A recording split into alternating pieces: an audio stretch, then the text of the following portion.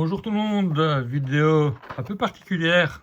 C'est une petite Kamen Rider que j'ai pris sur Obigenki. Elle est disponible sur Ningame, Obigenki et BBTS s'il faut, mais BBTS étant en Amérique. Les frais de douane sont assez énormes vu qu'ici en Belgique, c'est Bpost qui reprend BBTS. Donc on a automatiquement, maintenant on a 18 € de frais de dossier. Ou 39 € si on dépasse 150 €. Donc ça fait mal. Plus la TVA derrière. Donc Kamen Rider Z Physicam Impact. Alors je connaissais pas du tout ce modèle-là. J'ai vu simplement 2-3 photos sur Facebook et j'ai dit elle est géniale. Et donc je me suis empressé de la précommander. Donc elle est arrivée il n'y a même pas 2 jours. Kamen Rider Z Physicam. Donc ici voilà la boîte. Il y a les autres couleurs. A priori, je crois qu'ils sont 5 ou 6 de couleurs différentes, mais avec cette couleur-là qui me bottait vraiment beaucoup. Donc voilà, boîte traditionnelle d'SH Figart, plastique. Et puis le carton avec la figurine dessinée, le nom, Bandai Ta Machination, toujours l'autocollant Ta Machination qualité. SH Figart. Voilà. Et elle est vraiment excellente comme petite figurine. Donc, je vais vous montrer la figurine. Voilà, elle est là. Alors, je vais retirer l'arme. Donc, voilà la figurine. Alors, j'ai remarqué pas mal de petits trucs qui sont vraiment excellents. Déjà, voilà, le rendu couleur. Le noir avec un bleu turquoise et le rouge, ça déchire. Le brillant est là. Donc, mais voilà. Le brillant est là, vraiment bien. On a le petit accessoire ici. Je ne sais pas à quoi il sert, mais on peut le retirer. Il a une espèce de boule dedans. La tête, voilà, c'est la tête du Kamen Rider. Non, elle est magnifique. Franchement, je suis pas déçu de mon achat. Elle était vraiment pas chère en plus. Et comme il n'y a pas de spalière, les articulations peuvent aller loin. Donc, juste un petit bémol que je trouve, c'est que les bottes des pieds là sont énormes. Regardez ça, c'est énorme. Ça fait bizarre. Mais à part ça, non, elle est magnifique. Je vous la montre un peu plus. Voilà, non, elle est très belle. Et au niveau articulation également. Donc voilà pour la figurine. Maintenant, je vais montrer les articulations. Elle est magnifique. Première articulation, c'est ici l'avant du pied, qui est pas loose, hein, que ce soit l'un ou l'autre, c'est pas loose du tout. Puis on a une deuxième articulation qui est un peu bizarre. Donc ici, voilà, on peut le bouger, pas énorme. L'avant-arrière non plus. Et en fait, sur cette SH Fiat là, regardez, je tire. La tige, elle bouge. Et la tige dans la chaussure également. Ce qui permet de faire vraiment, voilà, là on peut vraiment aller sur des poses. Regardez l'angle qu'on peut faire. Donc ça, c'est dingue. Franchement, petite évolution où ils sont revenus en arrière, mais ça, j'adore. Je sais pas si j'ai déjà vu ça dans les SH Figart, une petite pièce comme ça qui rentre et qui sort. Après, bon, faut faire gaffe parce que ça peut un peu abîmer le plastique. Articulation double au niveau du cou des genoux. Articulation, non, voilà. Donc, voilà pour les pieds. Articulation double au niveau des genoux, qui va assez loin. On est juste gêné par la hanche qui est un peu grande. Mais voilà, elle est top également.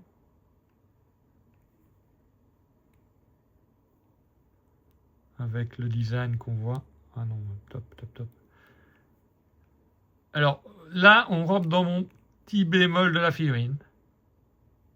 C'est les articulations des hanches. Il me semblait que dans la plupart des SH Figart, ici, on peut les décaler un peu comme les Marvel Legends. Donc avec un Y ici.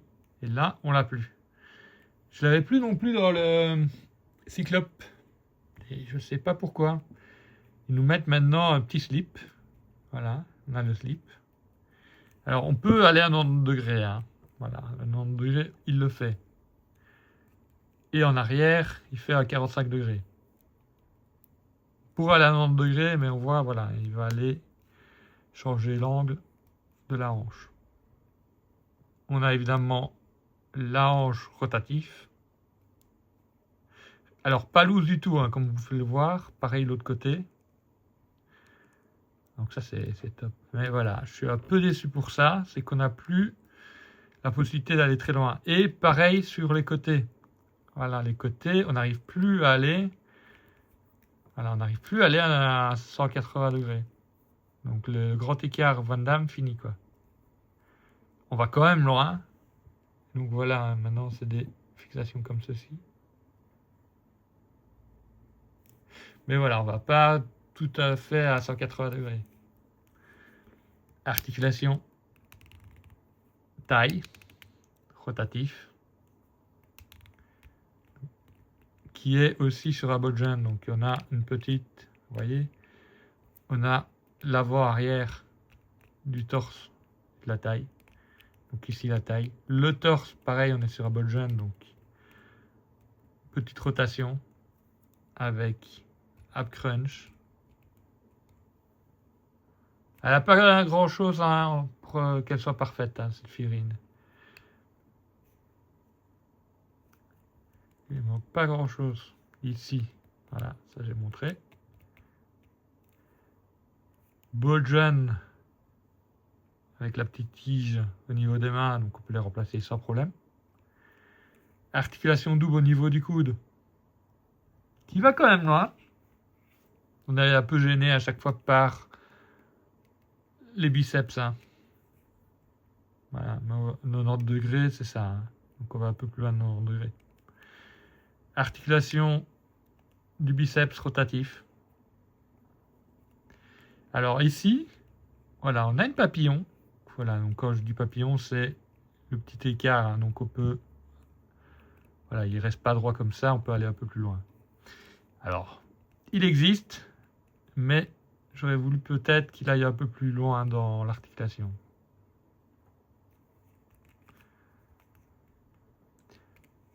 Épaule, 360 degrés. On peut, sans problème, faire la position du T sans aucun souci. C'est une rotation, hein, voilà, on peut voir ici. La tête, alors la nuque ici va pas bouger. Hein. Par contre, j'ai vu ça, j'étais très surpris, regardez. Ah, là, vous n'avez pas voulu le voir, je vais appuyer. Voilà, ici c'est souple.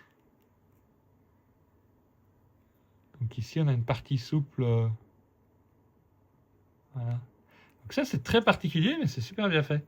Par contre, j'ai peur, c'est qu'à force de le manipuler, en enfonçant très fort, comme ceci, ça va marquer ou ça va abîmer. Pour le moment, c'est pas le cas, hein, ça c'est vraiment nickel.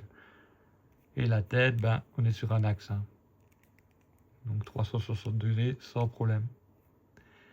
J'adore les yeux comme ça, avec les petits œillets vitrés. Ah, c'est une très chouette figurine. Le dos, bah, également. Donc voilà pour la figurine et les articulations. Alors, je vais montrer les accessoires, qui sont évidemment peu nombreux. Hop! Pourtant, je voulais vous dire, par rapport au con qu'elle tient, celle-là. Regardez, c'est plutôt moi qui fais n'importe quoi, elle tient très bien. Alors, ici, voilà, on a une épée. Alors, ici, on a un petit accessoire, là, mais je ne sais pas ce que c'est. Est-ce que c'est pour mettre avec les autres modèles de couleurs?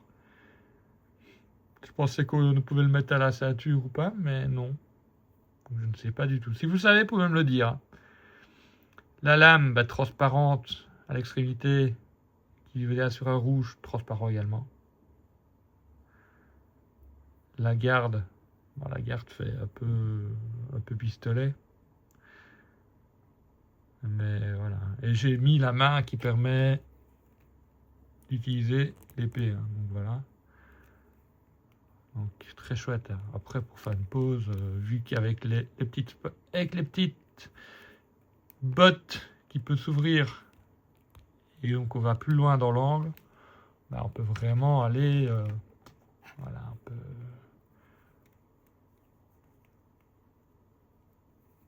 C'est dommage qu'ils fournissent toujours pas de socle, hein, Safeguard. Maintenant, on peut l'acheter. Hein. C'est les socles Bandai. On pourrait les acheter. Voilà. Donc, voilà, 2 petites pauses directes. Et on pouvait voir qu'il y a quelques petites figurines derrière, là, avec une boîte. Petit teasing pour une prochaine vidéo. Alors, donc voilà, je vous ai montré l'épée. Et alors, bah voilà, on a hop, le poids fermé. Et donc ici, on a les mains. Donc main pour, à mon avis, pistolet, main agrippante. C'est une main, c'est bizarre en fait les mains, mais voilà. Retourner, on voit. Donc voilà, on n'a pas beaucoup d'accessoires. Après, c'est suffisant, mais on a envie de plus. Oh oh. Ah, ça va. Non, ça va pas. Regardez, en fait, ici, quand il est tombé, il y a ça qui s'est... Et donc ici, il y avait une petite bille que je vais devoir retrouver. Je reviens tout de suite après. J'ai retrouvé, donc voilà le petit truc. Je vais essayer de zoomer pour que vous puissiez voir. Voilà, c'est vraiment tout petit. Et ça roule bien, donc attention. Faites très attention à cette pièce-là. Et donc, à mon avis... allez, il y a tout qui tombe. Cette pièce... Pourtant, ici, on sent que là, elle veut pas...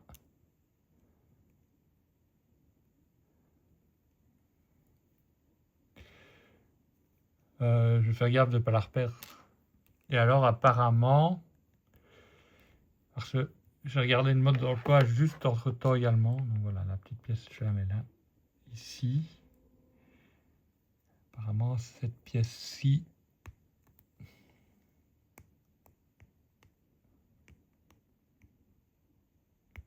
Ah.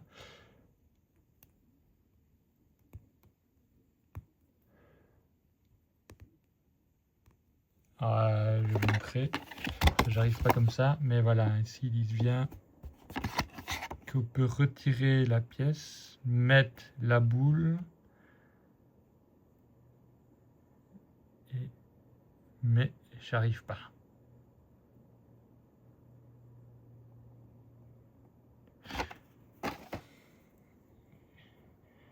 Oh, c'est bien cette pièce-ci.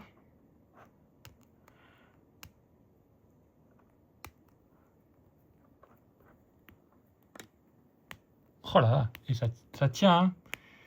C'est bien cette pièce-là. Hein.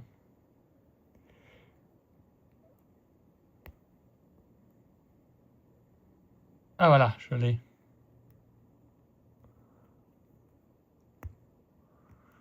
Je l'ai.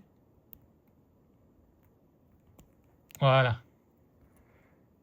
Donc en effet, ça se retire bien. Et alors, on va mettre...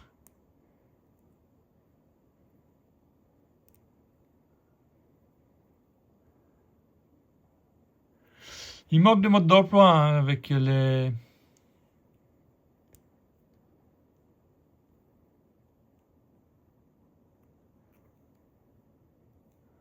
Ouais, donc on peut le mettre comme ceci. Je me demande si je vais pas le laisser comme ça pour éviter de le perdre. Mais par contre, ouais, il y a un angle à respecter. Ah, il est déjà ressorti. Ouais, ça c'est pas top. Ça c'est pas top.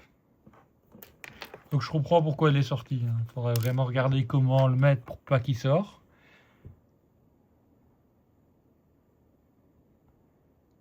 Ouais, en fait, il faut le mettre dans le sens de la longueur.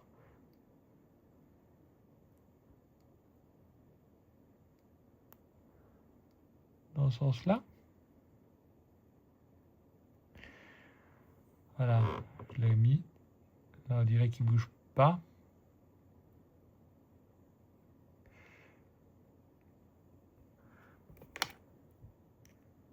Donc voilà, je suis content de l'avoir retrouvé. Et ici, il n'est même pas bien. Avec vous, donc j'ai réussi à le remettre. Donc maintenant, voilà, si ça retombe, ça risque de glisser. Donc en fait, cette pièce-ci, il faut la clipser. À l'intérieur, il y a une petite partie, et cette pièce-là, en fait, elle est biseautée à un moment. Et donc, il faut mettre le biseau ici. Et alors là, ben, on arrive à refixer. Mais c'est galère, hein. Franchement. Déjà, de l'avoir perdu, de la retrouver, je suis déjà content. Et ici, je pense que là, elle tombera pas. Non, là, elle tombera pas. Donc voilà, faites attention à cette pièce-là. Vraiment chiant à mort. Je crois qu'il m'a fallu bien 4-5 minutes pour pouvoir la remettre. Et donc ici, c'est pareil, hein, à mon avis, la pièce est biseautée. Voilà, on voit qu'ici, il y a une petite partie biseautée. Et il faut bien la mettre dans le bon sens également, quoi. Voilà, un petit geste à prendre. Et, une fois qu'on sait, ça va, mais waouh. Voilà. Donc voilà pour la figurine. Et pour les accessoires, il n'y a pas grand-chose. Maintenant, je vais vous faire quelques poses de comparaison. Voilà pour la figurine et les accessoires, il n'y a pas grand-chose. Maintenant, je vais vous faire quelques comparaisons de taille et puis je vais vous faire quelques petites poses. Et c'est toujours dommage qu'il n'y a pas de socle fourni avec les Sashfigart. Donc ici, je vous le compare avec toujours les traditionnels Snake Eyes V4 et Spider-Man Marvel Legends renouveau des vœux. Donc, renouvellement des vœux. C'est un peu plus correct. Donc voilà, hein, comme j'avais dit déjà, la Sashfigart Kamen Rider, on est toujours un peu plus petit que la taille Marvel Legends ou Classified. Hein. Là, je vais remplacer le Snake Eyes par le Scarlet en version Sashfigart. Et voilà, on voit tout de suite que elle est beaucoup plus grande que le Kamen Rider. Hein. Donc, après, je peux comparer avec une Marvel, avec une McFarlane.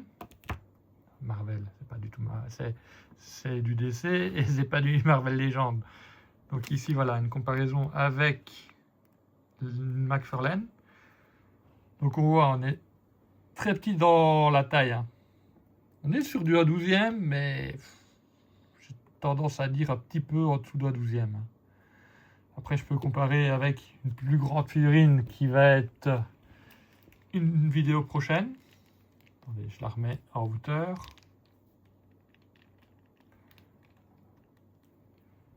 Vous voyez ?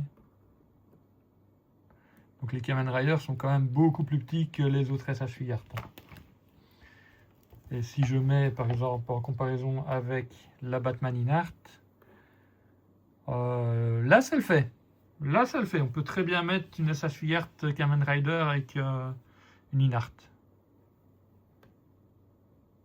Voilà, donc est-ce que c'est l'Inart qui est un peu plus petite ou les Kamen Rider par rapport à la 12e, ou est-ce que c'est Marvel Legends qui sont un peu grandes? Il faudrait mesurer pour vraiment être sûr. Et puis après, ça dépend aussi de la taille du personnage de base. Hein. Donc voilà pour ce qui est des comparaisons. Je vais vous faire quelques petites pauses et après je vais faire la conclusion. On va commencer par une basique. Hein. Ici, c'est vraiment une basique. C'est juste pour montrer. Donc voilà, donc, on peut faire une pause muséum ou on peut même faire des pauses très dynamiques grâce à l'articulation des chevilles. Hein. Donc voilà, franchement, très beau rendu. Les couleurs sont top. Donc, je vais vous faire une deuxième pause. Seconde pause, donc on peut voir vraiment, bah voilà, elle tient sans problème. Et puis justement, bah, d'avoir les gros pieds comme ça, et puis l'articulation qu'on peut tirer, qui permet d'avoir un angle beaucoup plus imposant, c'est top. Donc, voilà, après je vais faire une pause avec l'épée. Je vais essayer de faire une pause un peu dynamique ou sur un pied pour vous montrer l'équilibre.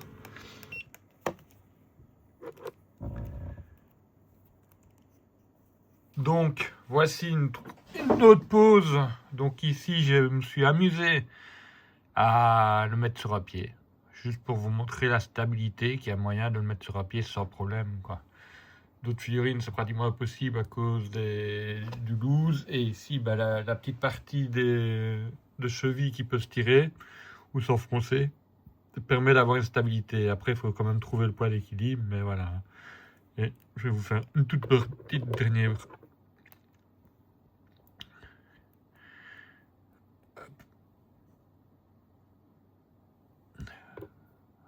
Voilà. Pardon, un peu le nez encombré. Je vais vous faire une toute petite dernière pause. Donc ici, voilà, j'utilise directement sans coupure. Je vais vous le faire. Hop, en trouvant vraiment le point d'équilibre. Là, il tourne un peu en arrière. Voilà. Donc voilà, il y a moyen de faire pas mal de pauses. Toujours dommage que Bandai ne mette pas avec les figurines des socles. Hein. C'est l'inconvénient que je trouve chez Bandai. C'est qu'il existe des socles, mais il faut les acheter à part ou alors prendre des socles d'autres marques. Maintenant, il y a beaucoup de figurines third party avec des socles. Les LPZZ ont des socles, les Inart ont des socles.